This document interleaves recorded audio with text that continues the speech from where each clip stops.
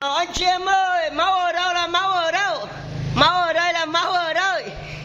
Hey, hey, lên năm nhà là bắt con gà nào. 1, 2, 3, lên.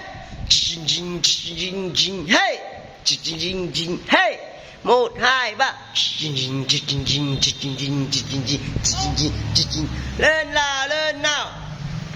Tòng tòng. Ê, anh chị em ơi, ê, ê, máu ở đâu là máu ở đâu? Máu ở đây là máu ở đây. Giơ tay nào là giơ tay nào. Cái tay ở đâu là cái tay ở đâu? Úi da, úi da. Úi da. Úi. À. Nào, chuẩn bị làm nhà chơi bố nào. Hey, anh chị em ơi. Hey. Hey. Nào. Anh em ơi, lên nào.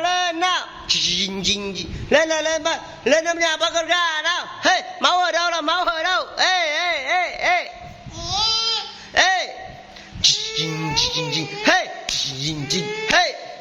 1, 2, 3. Hey. 1, 2, 3. Lên năm nhà là bắt con gà. Hey. Tòng ta.